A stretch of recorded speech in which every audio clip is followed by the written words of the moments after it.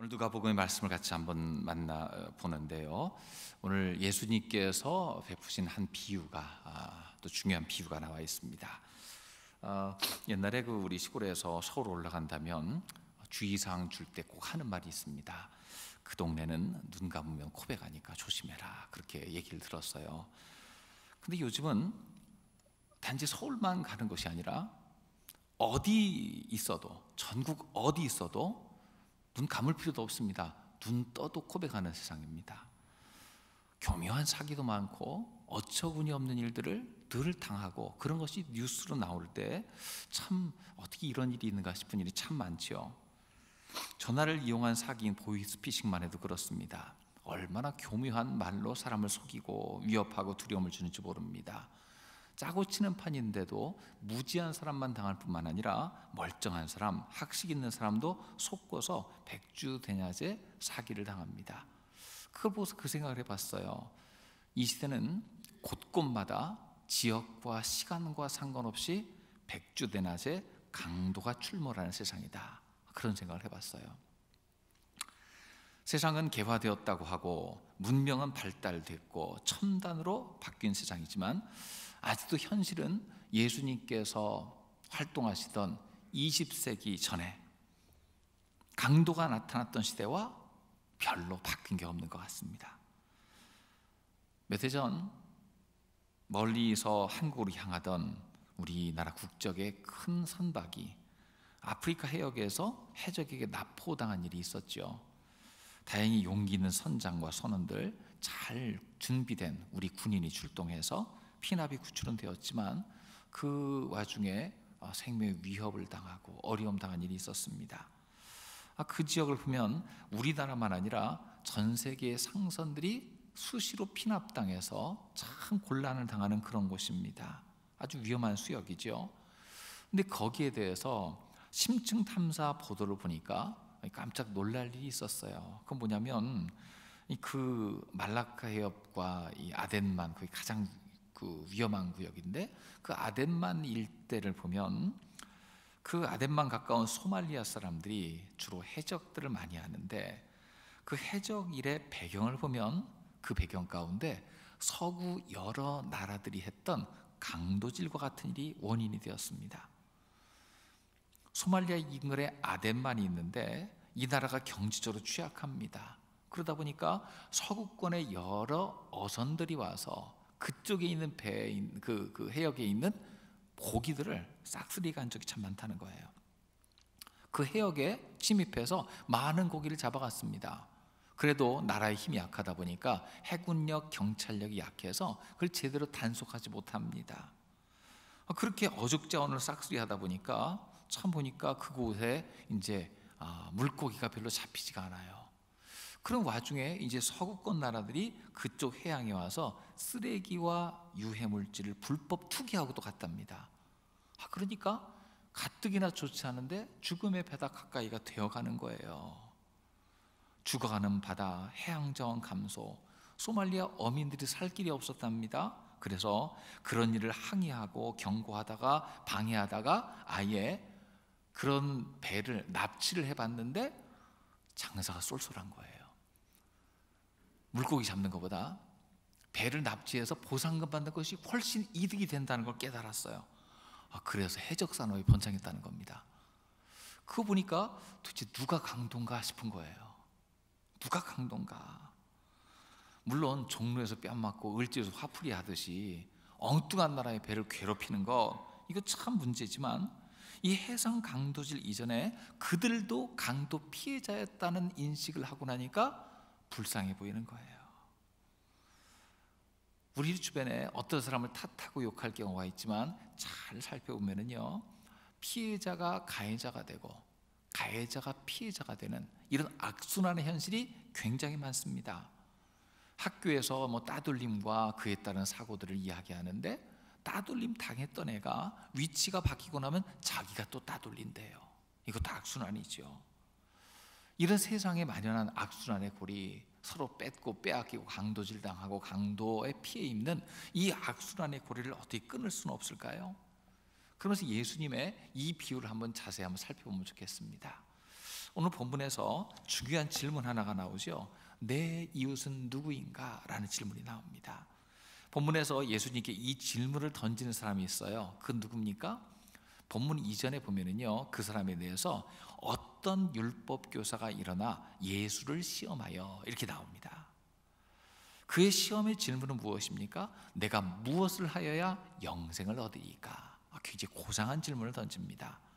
예수님 앞에 선 사람은 율법 교사입니다. 하나님 말씀을 잘 알고 있고 그 말씀을 이스라엘 백성에게 가르치는 자입니다. 가르칠 책임이 있는 자입니다. 그러니까 그 사람이 몰라서 묻는 게 아니에요. 알면서도 묻는 겁니다. 성경은 그 사람의 질문의 의도를 분명히 하고 있습니다. 10장 29절에 뭐라고 얘기합니까? 같이 읽습니다. 그 사람이 자기를 옳게 보이려고 예수께 여짜오되 그러면 내 이웃이 누구니까? 자, 그 의도가 자기를 옳게 보이려고, 의로운 사람으로 인정받고 싶었습니다. 성경에 질문대하고 있죠. 그럼 예수님은 그에게 어떤 대답을 했기에, 아까 무엇을 하여 영생을 얻으리까? 여기에 대해서 어떻게 대답했기에 그가 자신의 의로움을 내세려 합니까? 예수님 얘기해서 성경 뭐라고 말하느냐? 그러니까 그가 정확히 알고 있습니다. 10장 27절 28절 같이 읽어보겠습니다. 대답하여 이르되 내 마음을 다하며 목숨을 다하며 힘을 다하며 뜻을 다하여 주 너의 하나님을 사랑하고 또한 내 이웃을 내 자신같이 사랑하라 하였나이다. 예수께서 이르시되 내 대답이 옳도다. 이를 행하라. 그리하면 살리라 하시니. 자, 그 율법학자는요, 영생을 얻기 위한 성경의 해답을 잘 알고 있었어요. 하나님을 사랑해라, 이웃을 사랑해라. 구약 성경의 핵심 요약이죠. 성경을 이미 잘 알고 있었습니다. 정답을 맞췄어요. 근데 예수님께서는요, 이를 행하라 그렇게 말씀하고 있습니다. 여기 중요한 핵심 포인트가 있죠. 잘 알고 있네, 정답이다 그렇게 하신 것이 아니라 잘 알고 있구나, 그러면 행하라 그러셨거든요. 이게 그의 약점을 꽉 찔러주신 겁니다. 그 뭐냐면요, 지적으로 잘 안다고 되는 것이 아니다. 머리로만 이해하고 지식만 갖고 있어도 되는 게 아닙니다. 그것을 어떻게 실천할지에 달려있다 그렇게 말씀하시는 거죠. 실제적인 부분을 이야기하신 겁니다. 율법 교사는 허를 찔렸습니다. 그래도 자기를 의롭게 보이려고 궁금증 섞인 질문을 하는 거예요. 그럼 내 이웃이 누굽니까? 이 말은 이웃이 누군지 정확히 알아야 그를 사랑하죠. 그런 질문이었을 거예요. 아마도 그는 하나님 사랑에는 자신이 있었다고 생각할지 몰라요. 거기에 대해 질문하지 않잖아요. 그런데 이웃 사랑에 대해서는 질문합니다. 실천 대상이 누굽니까? 그렇게 질문한 거예요. 실제로는 이 두 가지는 깊이 연결되어 있습니다. 하나님을 사랑하는 사람은 하나님의 법을 지키게 되어 있고요, 하나님 법은 무엇을 얘기합니까? 이웃에 대한 사랑과 자비를 구체적으로 명령하고 있습니다. 고아와 과부와 환난당한 사람을 도우라고 나와 있습니다. 그러므로 하나님을 깊이 사랑하는 사람은 이웃을 사랑하게 되어 있죠. 하지만 지금 어떻습니까? 율법학자는 알고는 있지만 실천이 부족했어요. 우리도 가끔 그런 질문합니다. 내 가까이의 이웃은 누구일까? 나를 정말로 생각하고 나를 위해서 이런 사랑을 행하는 사람은 누구일까? 없는 것처럼 보이지만 실제는요, 적잖이 있습니다. 대전에 있을 때 교회 건물이 이제 재개발에 이제 묶여가지고 건물 전체를 이제 다시 이제 이렇게 사라지는, 그러니까 매각하고 보상받고 그런 가운데 있었어요. 좀 시간을 좀 얻고 협의의 지렛대를 마련해야 되는데 굉장히 긴박하게 돌아가요. 그래가지고 물어보니까 민원이 제일 좋다더라.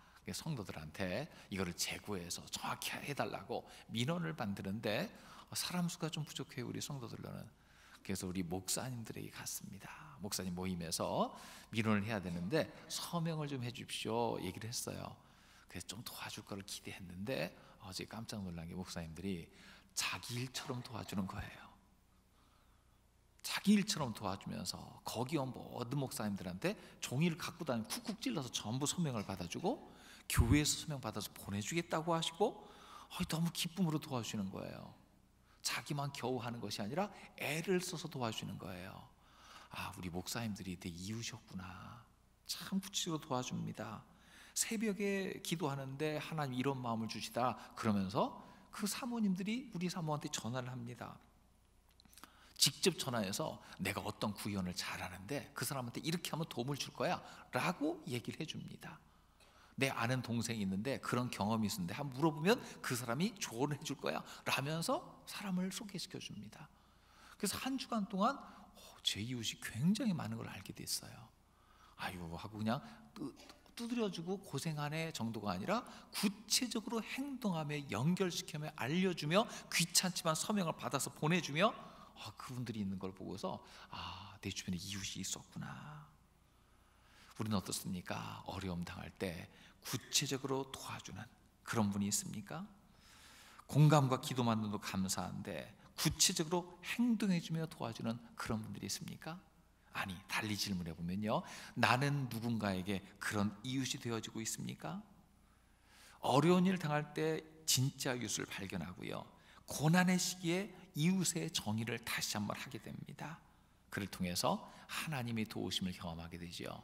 진짜 이웃이 누구인지 살펴볼 뿐만 아니라 나 자신이 그런 이웃 되는 저와 여러분 되시기를 주의 이름으로 축원합니다. 그럼 오늘 비유로 좀 더 깊이 들어가서요, 강도 만난 자는 어떤 사람인가요? 예수님은 율법교사의 역질문에 대한 대답으로 한 가지 이야기를 들려주십니다. 실제 있는 이야기인지 그걸 꾸몄는지 모르지만 아마 당시 예루살렘 주변에서 실제 있었던 이야기를 바탕으로 재구성한 것이 아닌가 그런 생각이 돼요. 강도 만난 자의 이야기예요. 누가복음 10장 30절 말씀입니다. 같이 읽어보겠습니다. 예수께서 대답하여 이르시되 어떤 사람이 예루살렘에서 여리고로 내려가다가 강도를 만나매 강도들이 그 옷을 벗기고 때려 거의 죽은 것을 버리고 갔더라.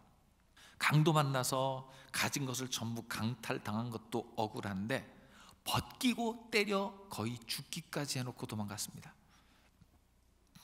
그에게 수치를 주고 그의 생명도 거의 앗아놓고서 도망갔습니다. 이 강도 만난 자의 이야기는 고대부터 지금까지 계속되는 이야기죠. 우리 이야기를 들을 때 막 분노가 치밉니다. 왜냐하면 우리나라, 우리 민족은요, 역사적으로 이런 강도 만난 삶을 너무 많이 당했어요. 최 근세만 봐도 어떻습니까? 일본이라는 좀 깡패 비슷한 나라를 만나서 합법을 가장해서 침투해서 강제 합병 조약을 맺었습니다. 국권을 침탈당했습니다. 물자를 수탈당했습니다. 인력을 징용당하고 여성들은 가장 수치스러운 일들을 당하기까지 이르렀습니다. 그것이 최근세에 있던 일입니다. 6.25 전쟁 어떻습니까? 지금도 6.25 전쟁을 살펴보면 더 널리 보면 어떻습니까? 이데올로기의 대리전쟁장이 되었어요. 자유진영과 공산주의 진영에 첨예하게 맞부딪히는 지점이 돼가지고 우리나라를 전쟁터로 내준 꼴이 되었어요. 거기서 제일 피해 입고 강도당한 것이 우리 민족들입니다. 세계 최빈국이 되었고요, 국토는 초토화되었고요, 기반시설은 파괴됐고요, 고아와 전쟁 과부들이 많아졌습니다. 최근에 금융위기 IMF 때 사실을 보면 그때는 우리가 잘못한 것도 분명히 있지만 그 사이에 어떤 일을 벌어졌습니까? 멀쩡한 기업이 졸지에 부도났습니다. 흑자 부도가 많이 났었어요. 가정이 휘청거렸고요, 세계의 자본 세력들이 들어와갔고요, 우리나라 알짜 기업을 염가로 다들 흡수해 갔습니다. 날강도 당하듯이 그동안 모았던 자본을 수탈당했어요. 개인적으로 어떻습니까? 갑작스런 질병이 찾아오면요, 가정의 평안과 미래를 강도당하듯 뺏기게 돼요. 우리 역사도 우리 주위에도 강도당하듯 무언가를 뺏기고 수탈당하고 억울한 일 당하고 수치를 당한 일이 계속 벌어지고 있습니다. 심지어 나라의 주권도 빼앗겼던 경험이 있잖아요. 가까이 있는 북한은 어떻습니까? 인권을 강도질 당해서 전 국민이 노예 생활하고 있는 가장 불쌍한 국가지요. 20세기 대명천지 21세기가 되었어도 강도질은 더 교묘하게 세상 곳곳마다 벌어지고 있습니다. 지금도 그런 일을 당합니다. 젊은이들이 미래의 희망이었고 내가 얼마나 노력해서 집을 사 그러면서 코인이 있다고 해서 코인 투자하다가 지금 얼마 안 되는 자산 다 날린 애들이 한둘이 아니에요. 제가 설교할 때도 칼럼에도 그거 순 사기지라고 아무리 써도 안 믿으시지만 그거 사기입니다. 거의 사기예요. 그런데도 정확히 판별하지 못하면 앉은 자리에서 강도당하는 거예요. 그럼 이처럼 강도당하여서 비참한 처지를 본 사람들의 반응은 어떻습니까? 누가복음 10장 31절 32절 보면 같이 읽어보겠습니다. 마침 한 제사장이 그 길로 내려가다가 그를 보고 피하여 지나가고 또 이와 같이 한 레위인도 그곳에 이르러 그를 보고 피하여 지나가되 어떤 사마리아 사람은 여행하는 중 거기 이르러 그를 보고 불쌍히 여겨. 먼저 나오는 등장하는 사람이 있습니다. 제사장과 레위인이 있어요. 피하여 지나갔다. 왜 이 부분을 강조했을까요? 제사장과 레위인이 예루살렘에 올라가는 이유는 간단합니다. 자기 순서가 되어서 제사의 책임자로서 올라가는 거예요. 근데 조건은 뭐냐면 그 제사의 책임을 다하기 위해서는 정결한 상태여야 됩니다. 잘못해서 그 사람을 만졌다가 그가 죽기로 하면 부정한 상태가 되어서 1년 내내 준비한 것이 물거품이 됩니다. 지금 그 사람은 강도 만나 죽어가고 있어요.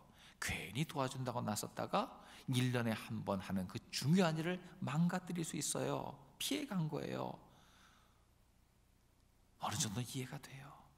그러나 레위인이나 제사장이나 두 사람 다 공히 하나님을 섬긴다는 미명 아래 이웃 섬김을 외면했어요. 예수님은 그 사실을 드러내 보이시는 거예요. 하나님 섬김과 이웃 섬김이 조화를 이루어야 되는데 왜 여기서 그것이 부딪혀서 한쪽만 취하게 되었는가? 그것은 잘못 아닌가? 문제가 있는 건 아닌가? 말씀하시는 거예요. 근데 또 콕 찍어서 한 사마리아 사람이라고 얘기하고 있습니다. 그 사람은요, 마음에 불쌍히 여기는 마음이 생겼어요. 그리고 행동으로 이어집니다. 10장 34, 35절 보면은요, 같이 읽어보겠습니다. 가까이 가서 기름과 포도주를 그 상처에 붓고 싸매고 자기 짐승에 태워 주막으로 데리고 가서 돌보아 주니라. 그 이튿날 그가 주막 주인에게 데나리온 2를 내어주며 이르되 이 사람을 돌보아 주라. 비용이 더 들면 내가 돌아올 때에 갚으리라 하였으니. 이 사마리아 사람은 어떻습니까? 자기 자신의 일처럼, 자기가 강도 만난 것처럼 도와줍니다. 내 일처럼 여깁니다. 기름과 포도주로 응급조치를 합니다. 자기 짐승에 태워서 주막으로 가서 돌봐주고 비용을 지불하고 더 들면 올 때 갚으리라. 아마 단골 손님이었던 것 같아요. 신용거래가 가능해요. 갚으리라 이야기하고 합니다. 10장 36, 37절에는 결론을 내리고 있어요. 같이 읽어보겠습니다. 내 생각은 이 세 사람 중에 누가 강도 만난 자의 이웃이 되겠느냐? 이르되 자비를 베푼 자니이다. 예수께서 이르시되 가서 너도 이와 같이 하라 하시니라. 예수님께서 질문할 때 사마리아 사람입니다 라는 대답 대신에 자비를 베푼 자입니다 그렇게 얘기하고 있어요. 제사장도 레위인도 아니고 사마리아 사람들이 이런 선한 일을 하는 사람임을 인정하기가 좀 꺼려졌던 거예요. 자비를 베푼 자입니다. 핵심은 파악했죠? 맞다, 실천이 중요하다. 너도 이와 같이 하라. 율법의 지식만 있어서 영생을 얻겠느냐? 아니다. 율법의 의도를 파악하고 실천하는 것이 훨씬 더 중요하다. 종교적 의무를 행사하는 것 참 좋다. 그러나 더 중요한 것은 무엇입니까? 하나님 사랑이 이웃 사랑으로 이어져야 된다라고 이야기합니다.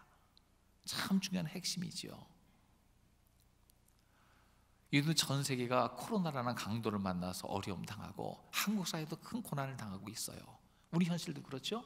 그 가운데 교회도 큰 피해를 입었습니다. 예배당에 오는 인원이 제한당하고 올 때마다 웬 공무원이 이상하게 감시하러 오고 그런 일이 벌어지고 있다니까요. 참 그런 가운데서 그리스도인 어떻게 해야 됩니까? 완전 인정할 만도 하죠. 강도 만난 것 같은 상황이니까. 그래서 우리는 그럼에도 하나님을 사랑하는 마음으로 와서 예배 드려야 될 줄로 믿습니다. 그 일을 기억하고 오는 사람들이 있습니다. 또 이웃 사랑하는 마음으로 예배 드리러 가고 싶지만 그러고 싶지만 절제하며 자제하며 그 자리에 머물고 온라인으로 예배 드리는 분도 있습니다.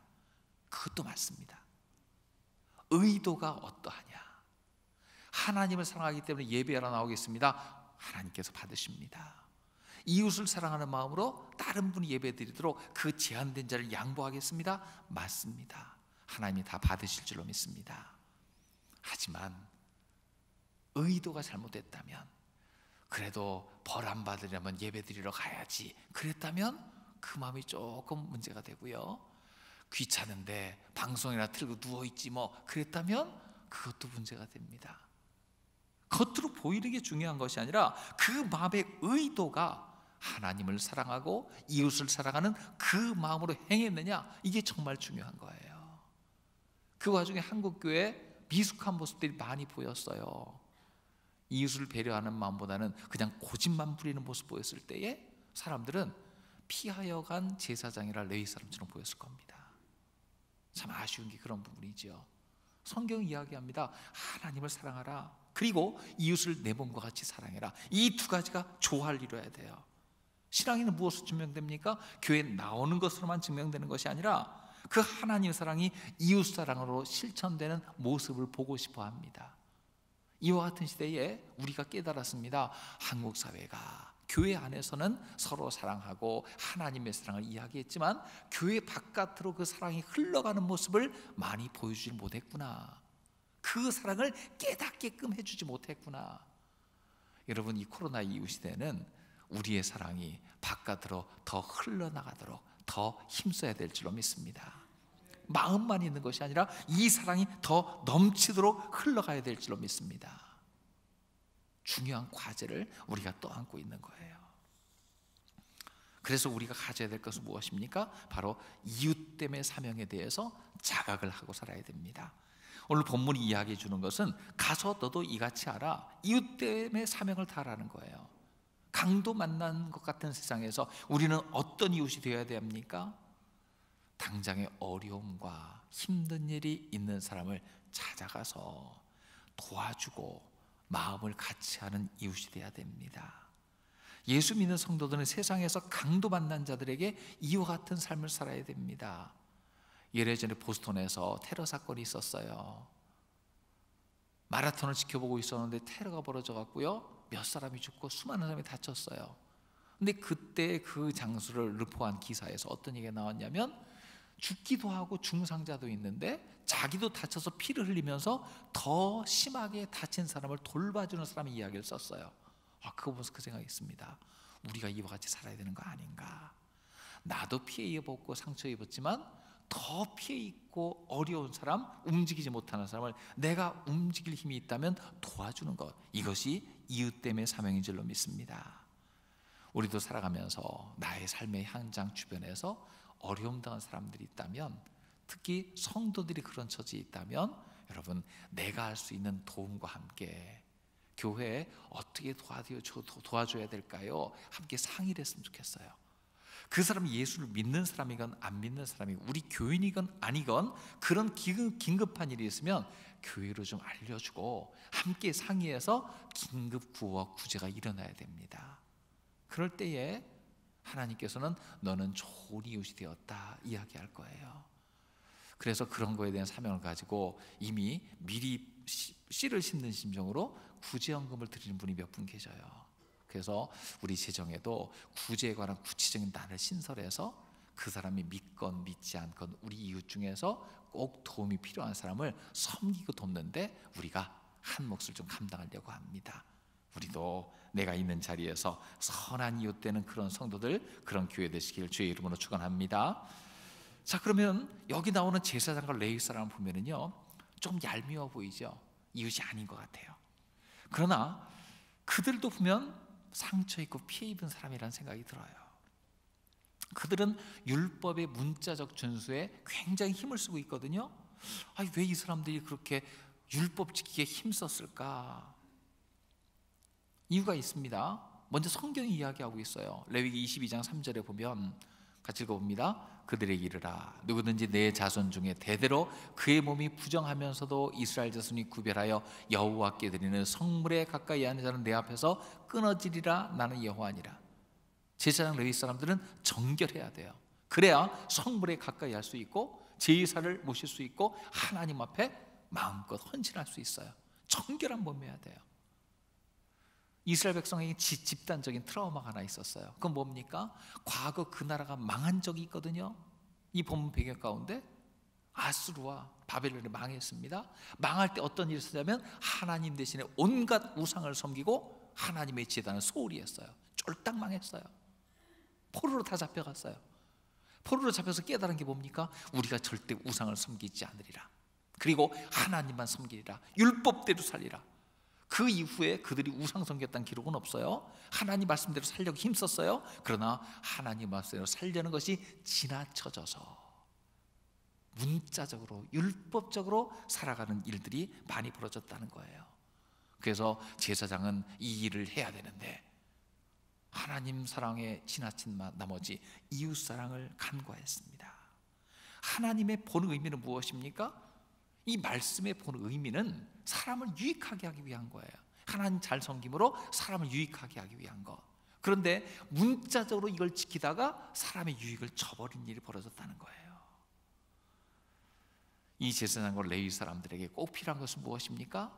그들에게 복음의 깊은 의미를 가르쳐주는 이웃이 필요합니다. 예수 그리스도께서 오셨다. 이 모든 율법의 조문을 폐기하시고 예수님께서 자신의 몸을 들이심으로써 이 세상의 모든 죄악을 용서해 주셨다. 더 이상 제사는 필요 없다. 예수의 피를 의지하며 나가야 된다. 이 복음의 기쁜 소식을 들려줘야 될 줄로 믿습니다. 요즘도 예수를 믿는데 가끔 율법적으로 문자적으로 믿는 곳이 있어요. 아직 미숙한 게 잘못된 것은 아닌데 어린 신앙, 너무나 연약한 신앙. 목회자도 이 한계를 벗어나지 못해갖고요, 성도들한테 가르칠 때 율법을 지키라고 하는 것처럼 이거 안 지키면 저주받는다, 이런 식으로 가르치는 데가 있어요. 이단이라고 말하지는 않습니다만 대단히 미숙한 사람입니다. 목회 자체가 미숙하고 성도들이 전부 미숙해질 수밖에 없어요. 복음의 본 의미를 깨닫지 못한 채 율법적인 신앙을 가르치게 되면 성장할 수가 없습니다. 신앙을 자유로 하는 것이 아니라 두려움 가운데 신앙생활을 하게 됩니다. 벌받지 않으려고 신앙생활해요. 잘못된 겁니다. 하나님은 풍성하시면 넉넉하시면 은혜로우신 분인데 그걸 느끼지 못해요. 그런 사람들에게는 예수 그리스도와 복음을 제대로 전해줘야 될 줄로 믿습니다. 예수님 못 만나서 그래요. 예수님 만나야 율법이 해석되고 말씀이 해석되거든요. 종교적 의무가 아니라 기쁘게 섬길 수 있거든요. 이런 사람들에게는 예수님이 어떤 분인지 내가 만난 예수님을 바로 전해주는 사명자가 되어 좋은 이웃이 되어주시길 주의 이름으로 축원합니다. 사마리아 사람 어떻습니까? 좋은 이웃의 모델이에요. 그러나 이 사마리아 사람들에게도 진짜 이웃이 필요해요. 요한복음 4장 9절 말씀 보겠습니다. 같이 읽어봅니다. 사마리아 여자가 이르되 당신은 유대인으로서 어찌하여 사마리아 여자인 나에게 물을 달라 하나이까 하니 이는 유대인이 사마리아인과 상종하지 아니함이로라. 사마리아 사람들은요, 따돌림 당하고 있어요. 사마리아 사람으로 태어났다는 사실만으로도 그는 사회적으로 소외당했습니다. 그들은 태어날 때부터 강도당한 것 같았어요. 유대인과 이방인의 혼혈로 태어나서 유대인을 더러워했습니다. 유대인이 그들을 더러워했어요. 천시하고 멸시하고 접촉하지 않았어요. 명예를 강도질 당했습니다. 그들의 인격이 아니라 껍데기만 보고 무시했습니다. 하지만 예수님만은 그들을 사마리아인이라고 천대하지 아니하고 자비를 베풀고 훌륭한 인격의 사람으로 그들을 인정해 주었습니다. 그들에게는 예수님과의 만남이 그들에게도 필요한 줄로 믿습니다. 지금도 그런 처지에 있는 사람들이 있죠. 탈북자들, 외국인 근로자들, 결혼 이주 여성들. 그들이 자기 의지로 북한에 태어났습니까? 자기가 원해서 동남아 저개발국에 태어나서 가난하게 살았습니까? 그렇지 않습니다. 그들도 동일한 인격으로 보고 대접해 줘야 될 줄로 믿습니다. 그런 바른 안목으로 자기를 인격적으로 대접해 주는 사람이 바로 그리스도인이고 예수의 이름으로 사는 사람일 때 그가 좋은 이웃이 되어주는 것이 될 겁니다. 결국 세상의 모든 사람에게는 이웃이 필요해요. 강도 만난 자, 그에게도 이웃이 필요합니다. 자기 일처럼 돌봐주고 섬겨주는 사람. 제사장과 레위 사람 같은 사람, 율법에 얽매여서 자유로운 신앙생활을 못하고 있는 사람, 성경과 복음과 예수를 제대로 전해줄 사명자가 필요합니다. 사마리아 사람, 열심히 일하지만 인정받지 못하는 사람, 그들에게도 예수님이 누군지를 알려주고 그들의 인격으로 대접해주는 사람이 필요합니다. 결국 세상 모든 사람은 이웃이 필요합니다. 예수님은 이런 이웃이 되어주라고 말씀하셨습니다. 우리가 예수를 믿는다는 것은 이런 이웃으로서의 삶의 초대에 응한 것입니다. 예수 이름으로 진실한 이웃이 되어 세상을 정결하게 만드는 데 쓰임받는 우리 모두가 되시길 주의 이름으로 축원합니다. 내가 좋은 이웃이 되고 필요를 채워주어서 하나님께서 우리에게 부탁하신 하나님 사랑, 이웃 사랑의 조화 가운데 성숙한 신앙을 가지시는 저 여러분 되시기를 주의 이름으로 축원합니다.